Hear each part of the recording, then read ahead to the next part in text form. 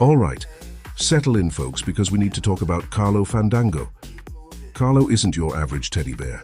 He's not collecting dust on a shelf or starring in a tea party. No, Karlo is a commuter, a bus-riding, people-watching connoisseur of human absurdity. Every morning, Karlo secures his spot, usually by the window, and begins his silent, deeply judgmental ritual. He's not just looking, he's observing. He's cataloguing. He's mentally writing a scathing review of your life choices, all while maintaining that placid, button-eyed stare. First up, the perpetually late power walker, sprinting for the bus as if their very existence depended on it. Karlo imagines they're late for a very important meeting about artisanal kale or something equally vital.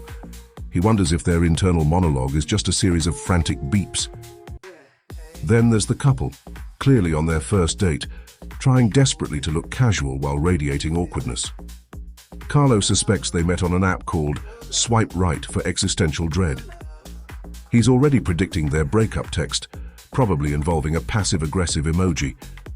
Karlo sees the woman meticulously applying mascara, even as the bus lurches around a corner. He imagines her thinking, "Yes, this is exactly how I want to face the apocalypse, perfectly lashed." He wonders if she has a tiny emergency makeup kit for sudden meteor showers. He spots the guy with headphones so big, they could double as earmuffs for a Yeti. Karlo assumes he's listening to a podcast about competitive cheese rolling, or perhaps just the sound of his own profound thoughts. Karlo secretly hopes it's just static.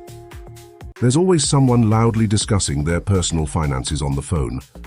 Karlo, being a bear of refined taste, finds this particularly gauche. He imagines them bragging about their cryptocurrency portfolio, which, in Karlo's estimation, is just digital fairy dust. He sees the person meticulously picking crumbs off their shirt, as if performing a sacred ritual. Karlo wonders if they have a tiny, invisible vacuum cleaner for such emergencies. He suspects they're secretly a highly evolved dust bunny in human form. And then the pièce de résistance, the person who falls asleep with their mouth wide open.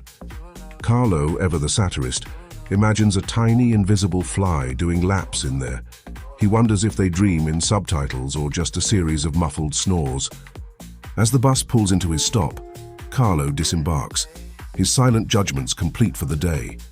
He's seen it all, or at least he's imagined it all. He's Karlo Fandango, the bus-riding bear, and he's already planning tomorrow's scathing mental commentary.